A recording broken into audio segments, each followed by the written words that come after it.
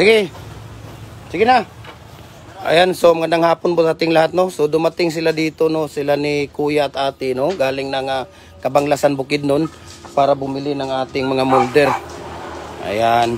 So ito po, Pens Concrete Post po yung binili nila.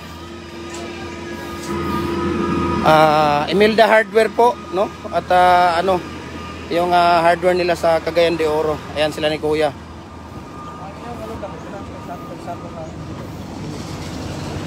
Per bag 220. Ayan, no, ito yung binili nila ni Ate, dalawang decorative, isang lower, isang bar at saka isang wire na bricks. Ayan. Tapos itong isang set natin na Pens Concrete Post. So kakarga nila dito. So dadalhin pa to sa Kabanglasan, Bukidnon, no? Anong hardware ninyo doon, Kuya, sa Kabanglasan, Kuya? Imelda's Hardware. Ayan, Imelda's Hardware. So, nandun sa shout out dyan sa Kabanglasan, Bukidnon.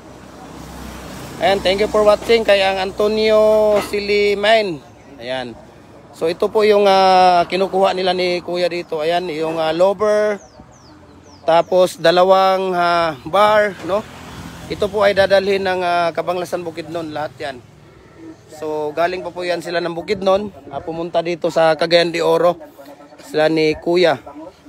Anong pangalan mo, Kuya? Boy Roma? Boy Roa. Roma? Ayan, Boy Roma. No, ang hardware nila ay Imelda's Hardware. Located at Kabanglasan, Bukidnon. So mayroon na kayong quality na mga diyan, decorative at saka bricks. Especially yung ating tawag dito mga Pens Concrete Post natin. Ayan, so thank you so much sa kay Ate Imelda, kay Kuya Boy Roma, yung anak niya si Kuya. Anong pangalan mo, Kuya? Ha? Carlo. Si Kuya Carlo. Ayan, so thank you for trusting Gym Hardware Cagayan de Oro. And thank you for your purchase. Ayan, so God bless. I-share ko sa iyo yung mamaya, number. Para doon yung makuha yung isa. Dahil yun, ready na sana yun para sa Bohol. Dumating kayo, ibigay ko na lang sa inyo. Alangan naman uuwi kayo na walang dala. Diba? So, ayan, thank you, Kuya, ha? At saka kay Ate. So, hanggang dito na lang muna tayo at God bless po sa ating lahat. Ayan. Okay, bye-bye.